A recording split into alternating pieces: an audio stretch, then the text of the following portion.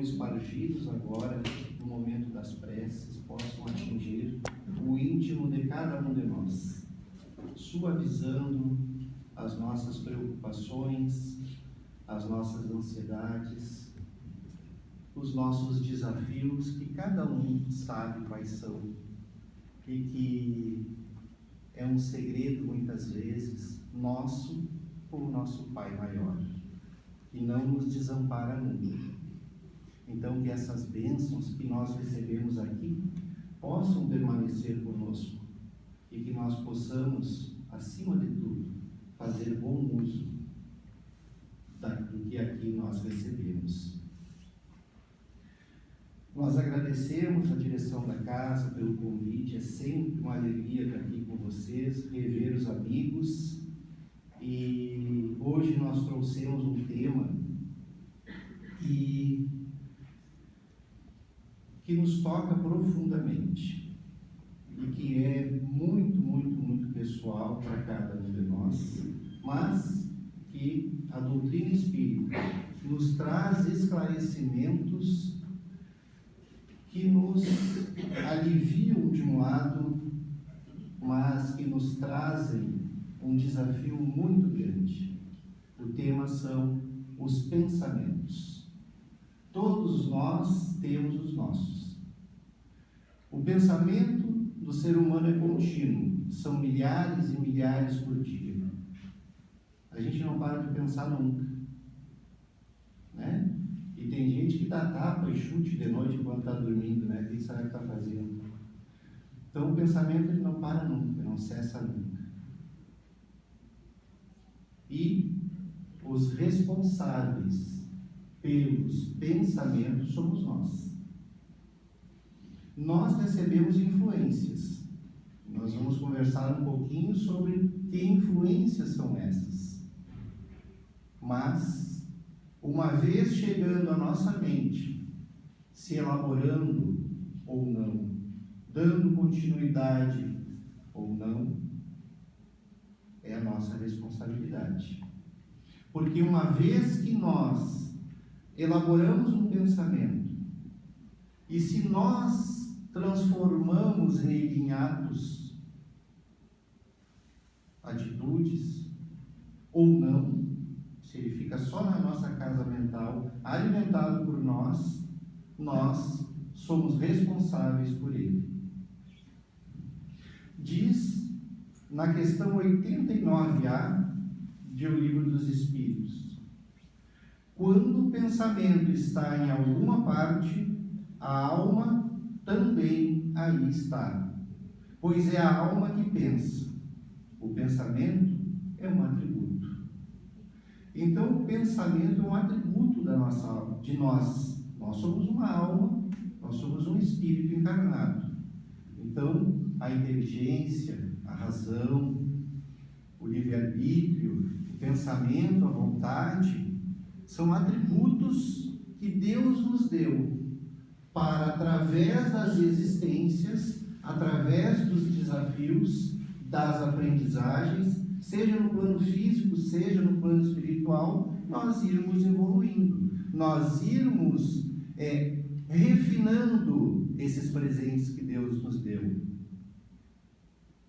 E o pensamento, que é o nosso assunto de hoje, ele nos coloca onde ele está, ou nós colocamos o nosso pensamento onde nós estamos elegendo que queremos estar.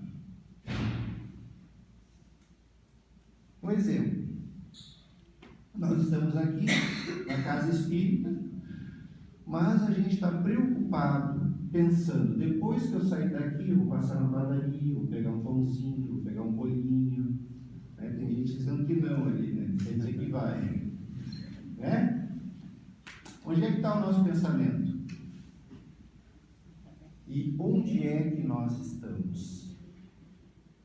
Quando nós estamos em casa, com a nossa família, quando nós estamos em casa, numa tarde de final de semana, com esse sol, com a oportunidade de trocar experiências, conversar um pouco, fazer algo em família.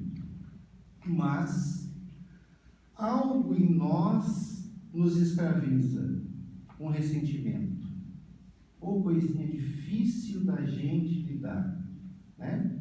Porque alguém nos fez alguma coisa, ou algo aconteceu como a gente não esperava, e a gente fica martelando aquilo, né?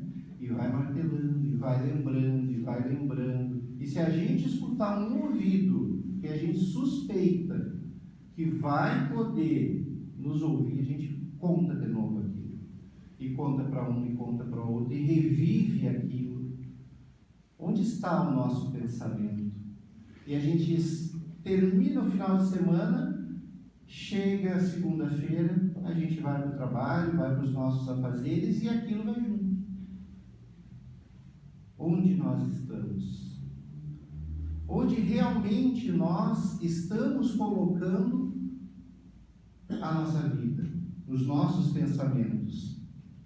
Nos ensinam os Espíritos, e a ciência já vem comprovando isso, através das doenças ou das enfermidades psicossomáticas ou com um percentual psicossomático, que o pensamento é uma força viva. Quando nós vamos ler o Livro dos Espíritos, e quando nós vamos ler em especial o capítulo 14 do livro A Gênese, nós vamos, onde Kardec trabalha os fluidos, nós vamos perceber o alcance e a responsabilidade que é pensar. Não é agir, é pensar. E nós pensamos sempre. Por quê? O que os Espíritos nos dizem? Que conforme o teor do nosso pensamento, todo pensamento vai emitir vibrações, vai emitir ondas. Conforme o teor dos nossos pensamentos, ele vai emitir um tipo de onda, um tipo de vibração. E a gente sabe como é que é. Agora a gente vai descobrir aqui quem são os mais antigos. Lembram o rádio, quando a gente sintonizava assim com a mão redondinha? Quem conheceu o rádio assim? Tem muita gente que conheceu e não levantou a mão, né? Com certeza. Então, quando a gente fazia aquela sintonia ali, ou quando a gente aperta hoje o controle remoto, nós estamos sintonizando uma onda, ou sintonizando uma vibração. São ondas que estão conectadas àquele canal que nós queremos assistir, ou aquela rádio que nós queremos ouvir. E não é diferente conosco, com os nossos pensamentos. A gente já ouviu, né, aquelas pesquisas de tal horário, qual televisão, né, tem mais ibope, tem mais pessoas assistindo, ou seja, milhões de pessoas sintonizadas no final da Copa do Mundo. Milhões de pessoas, bilhões, né, na Copa do Mundo, milhões de pessoas esperando o resultado das eleições, porque estão conectadas na mesma vibração. E conosco não é diferente. Nós estamos sempre emitindo pensamentos, vibrações, e elas têm um teor, elas têm uma impressão digital, que é a nossa. E que impressão digital é essa? Como é que é a onda do nosso pensamento? Ela vai ter o carimbo daquilo que nós pensamos, daquilo que nós buscamos. Então, se eu estou ressentido, é isso que vai se fotografar. Inclusive, os Espíritos nos dizem que a nossa aura, né, a nossa psicosfera pessoal, ela é visível à espiritualidade. Então está o Alexandre lá sorrindo, né? Encontra um amigo, está sorrindo e lembra, mas esse aí me fez uma coisa que eu não gostei uma vez, né? por dentro, mas não fala nada. Aí vem passando o espírito desencarnado, olhou, falso ele, hein? É assim. E aí aí já vai andar com a gente, porque ele também sabe? Ele é desta vibração. E aí a gente já arrumou um amigo de graça, que que se alimenta desse tipo de vibrações. Então essa é uma das questões. Nós estamos sempre sendo vistos por uma multidão de desencarnados.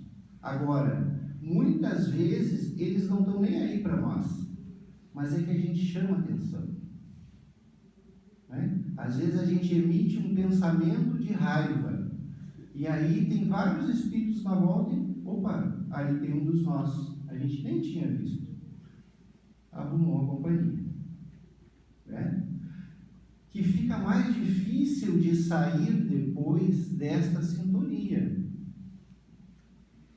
E a gente às vezes não disse nada, mas a nossa vibração foi vista pela espiritualidade. Assim como a gente está num ambiente conturbado, aí a gente teve a prece aqui do silêncio, a gente coloca aquilo em prática, né? Da mesma forma que a gente estava, por dentro a gente silencia, chama o nosso anjo da guarda, pensa em Jesus e pede, ajuda aqui, esses irmãos estão atrapalhados. E aí, vários espíritos bons que ali estão, porque está tudo junto, só a vibração é diferente. É a mesma coisa da televisão. A televisão está aqui. E as vibrações, as ondas estão todas ali. Então a gente sintoniza com os bons e que vem em auxílio, o auxílio possível. Agora, algo acontece tanto na prece silenciosa quanto no pensamento negativo silencioso, algo acontece. Nós emitimos algo, né? Vejam que qualquer uma das situações havia um objetivo, havia um alvo, o ressentimento de uma pessoa ou a prece por tal pessoa ou tais pessoas. Existia um alvo. Então nós emitimos essa energia, né? A gente preparou ela e emitiu. Se vai chegar e se vai resolver, se vai ajudar, bom, a gente pode fazer uma prece para uma pessoa que ela está blindada, né? O negócio dela é odiar, é ter raiva, é vingança, e ela não dá abertura. Bom, ela não vai se beneficiar disso. E o anjo da guarda dela está lá fazendo prece ininterruptamente por ela, e ela não está conseguindo receber, porque ela se fechou em pensamentos negativos, em sentimentos negativos. Mas aquele que emitiu se inundou desses pensamentos. Então, se a gente faz uma prece por alguém, se quando a gente recebe uma notícia de uma pessoa que se atrapalhou, né? Normalmente a gente pensa, mas o que esse cara está aprontando? Mas se a gente se envolve com o conhecimento que a gente está tendo espírita, um conhecimento do Evangelho que a gente já tem há 20 séculos, e pensa na dor que o nosso irmão deve estar sentindo porque caiu, é diferente. É diferente a energia que vai circular em nós do que se a gente pensar e julgar o nosso irmão em erro, em equívoco. Isto sem falar que a gente nem sabe o quanto ele resistiu até cair. Talvez a gente não tivesse resistido tanto. Então, o pensamento é uma força viva. E esta força viva, ela, no dizer de André Luiz, ela é estuante, é incessante. E, após o nosso desencarne, não sei se dá para dizer que aqui todo mundo vai desencarnar ou não, mas vai um dia, a gente não sabe quando. Quando a gente desencarnar e acordar do outro lado, né, acordar na verdadeira pátria, que é o plano espiritual, a gente não vai virar anjo, né? Não vai terminar nenhum problema porque a gente mudou de plano, do plano físico, encerrou a experiência e agora está no plano espiritual. A gente vai ter tudo que a gente construiu com uma intensidade muito maior. Então imagina se hoje um ressentimento nos causa toda uma transformação fisiológica, né? Dá aquele taquicardia, suas mãos, né? A gente fica branco. E a insistência nesses pensamentos, nesses sentimentos, causam males físicos que os exames não acham, mas os médicos já estão vendo o que é. Imagina no plano espiritual. O que a gente vai colher? Se a gente não consegue fazer esse trabalho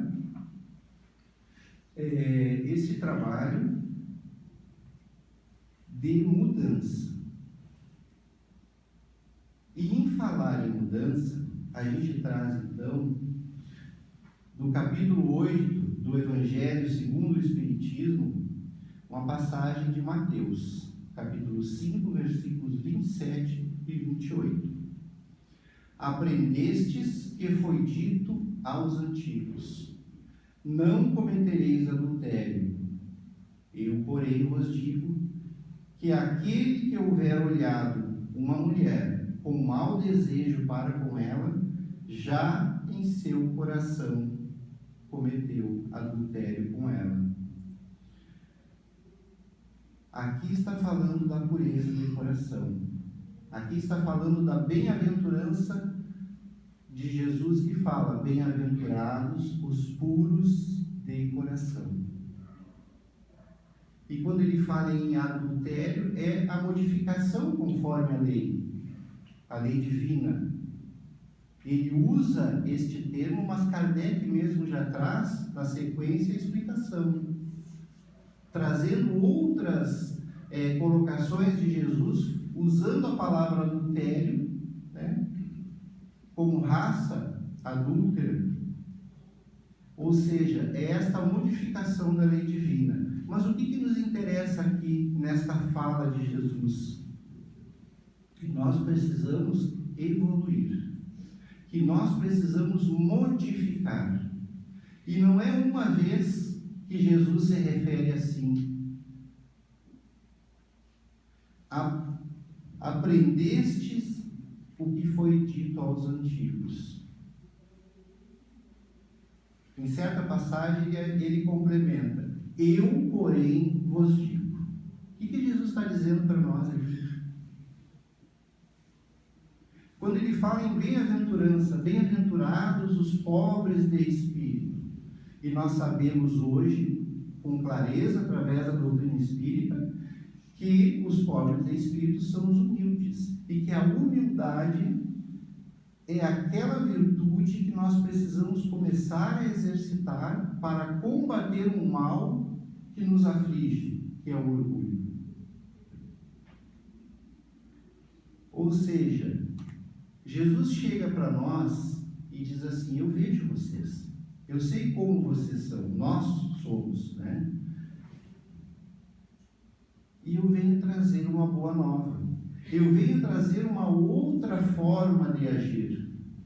E aí, esta é uma dificuldade que nós temos até hoje, porque todos nós temos paradigmas internos. Paradigmas são padrões. Para a gente usar um exemplo, e aí a gente vai ver de novo a idade aí do pessoal. Alguém já ouviu falar em mimeógrafo? Pois é. Né? Alguém já fez prova de mimeógrafo, ficava esperando aquela prova novinha, com um cheirinho de álcool, né? Então, as provas de mimeógrafo, um dia, né, era... Hoje tem prova. Como é que vai ser a prova? Mimeógrafo. Né? Ninguém discutia isso. É isso e ponto. De repente chegou o Xerox e abalou as estruturas, né? Que dificuldade! Quanta resistência não deve ter havido, né? Não, eu não vou comprar uma máquina de Xerox, né? Escola, ou sei lá quem mais usava o mimeógrafo. Alguém já ouviu falar em mimeógrafo sendo usado hoje? Talvez um museu, né? E hoje tem os documentos digitais. Então o paradigma era o mimeógrafo, passou para o Xerox. Mas a mudança, ela é sofrida. Por quê? Porque o orgulho, como dizem os espíritos, ele faz a pessoa acreditar que é melhor do que realmente é. Essa é a frase do Evangelho.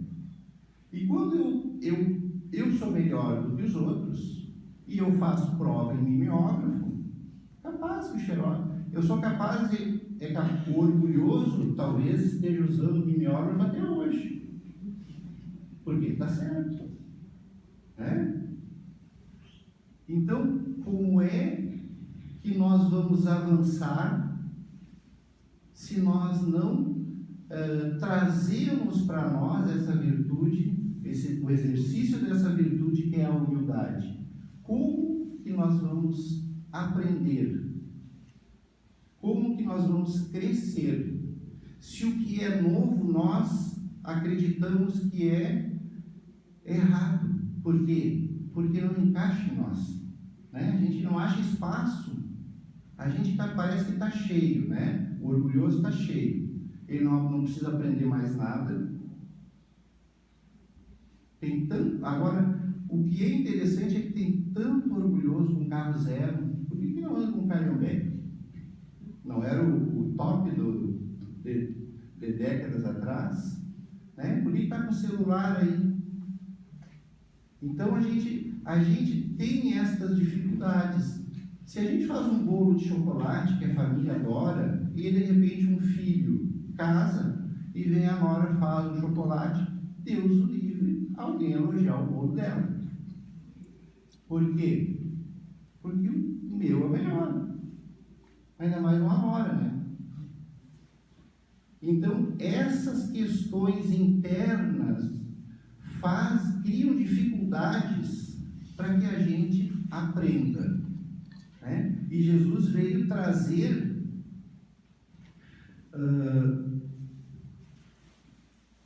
esta forma de nós crescermos, que é aprender. E os pensamentos, nós também temos que aprender a mudá-los. Como é que nós vamos mudar os nossos pensamentos? Uma maneira de a gente fazer isso é a reflexão. É a gente controlar um pouquinho a ansiedade, né? O que eu estou pensando agora? Será que isso vai dar certo? E pensar, talvez tenha alguém que eu possa dividir isso e conversar. Né? Normalmente não é assim. Normalmente, quando a gente expõe uma ideia, a gente quer que concorde com a gente, né? Deus o livre alguém discordar. Mas a reflexão, o diálogo sobre aquilo que nos ocorre, muitas vezes nos ajuda. Ao contrário da imposição ou do impulso. No livro O Problema do Ser, do Destino e da Dor, de Leon Denis, a gente retirou aqui alguns trechos e um deles diz o seguinte: o pensamento, dizíamos, é criador. Não atua somente em roda de nós, influenciando nossos semelhantes para o bem ou para o mal. Atua principalmente em nós.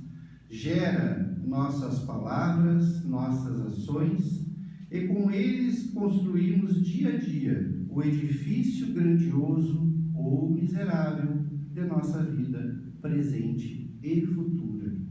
Então é uma construção que nós estamos fazendo.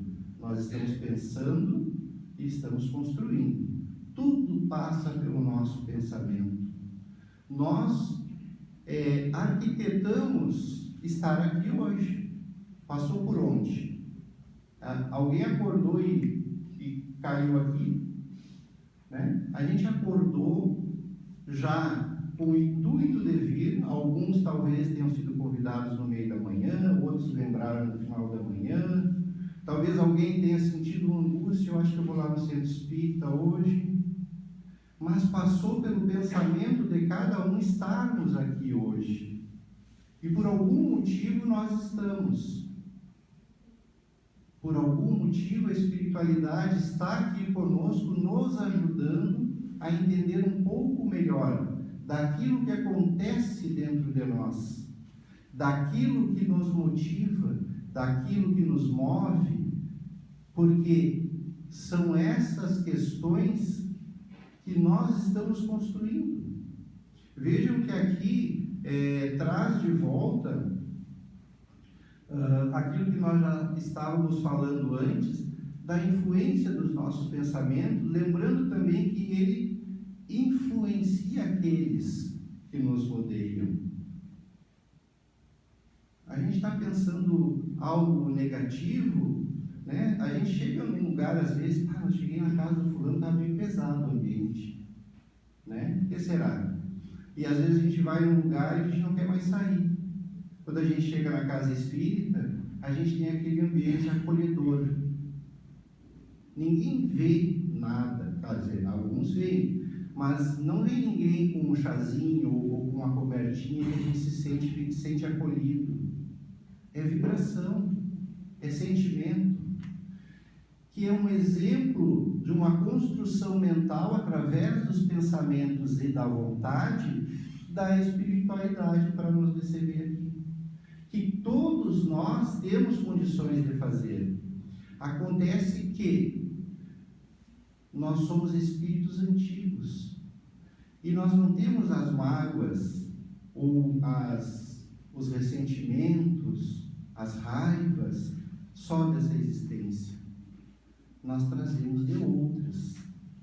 Nós trazemos também algumas frustrações da nossa infância que, junto com essa outra bagagem espiritual, estão ali guardadas no nosso inconsciente, no nosso subconsciente, que afloram muitas vezes, e elas afloram em maneira de sentimentos. A gente se sente angustiado, a gente se sente com raiva. Nem tudo é influência espiritual. Nós somos um espírito que, dentro de nós, existe uma história longa, onde nós acertamos e erramos. Vem à tona muitas vezes algo que a gente já tem condições de lidar. Por que será que eu fico com raiva com tanta facilidade? Vamos ler sobre isso. A literatura espírita tem vastas mensagens sobre raiva, sobre medo, sobre a conquista da espiritualidade, sobre o amor. Livros, mensagens que vão trazendo ideias novas, que aos pouquinhos vão modificando esses padrões que nós carregamos e que nos infelicitam, que nos trazem doenças, que nos trazem infortúnios, que nos trazem separações. Quantas famílias se separam, se odeiam por picuinhas que são muitas vezes coisas do passado, que vêm e a gente não sabe como lidar. Então, os pensamentos, eles são de vital importância para que a gente aprenda a viver melhor. Cultivar pensamentos bons, cultivar pensamentos que nos tragam paz, que emite vibração de paz, de amor, de concórdia. Quando um pensamento vier e o resultado dele vai ser uma ruptura, vai ser uma separação, vai ser um conflito, ele é negativo. Porque, segundo Jesus, somos todos irmãos. Então não vem da lei divina, Então, são pensamentos que vão nos trazer, inevitavelmente, sofrimentos. A gente vai deixar, agora que a gente ouviu isso, a gente vai deixar de pensar coisas negativas? Não. Mas a gente já sabe que algo a gente precisa trabalhar para melhorar os nossos pensamentos, para que a gente possa viver melhor. Porque se a gente passar por esta vida, deixando toda a nossa atenção, todas as nossas energias, só preocupado com os bens terrestres, a gente vai acordar do outro lado sem nenhum bem terrestre, sem nenhum bem material. A gente vai acordar do outro lado com as nossas construções. E se a gente construiu preocupação, é essa que vai na nossa bagagem. Então Jesus nos traz vários ensinamentos que a gente pode refletir sobre eles. E a gente deixa um deles, que é quando ele diz: vinde a mim, todos vós que sofreis. Ele chama até ele. O que isso quer dizer? Todos vós que estáis cansados, que sofrem, vinde a mim. O que representa Jesus para nós? É alguém que nos alcança alguma coisa? Ou é alguém, como ele mesmo afirmou, eu sou o caminho, a verdade e a vida? Ou quando ele se despede dos apóstolos dizendo: um novo mandamento vos dou, que vos ameis uns aos outros, como eu vos amei. Se colocando então naquela condição que ele aceitou de mestre, porque ele veio e trouxe o exemplo de como fazer. No Evangelho nós encontramos, que possamos procurar. Nós agradecemos a oportunidade desse dia e desejamos todos muita paz.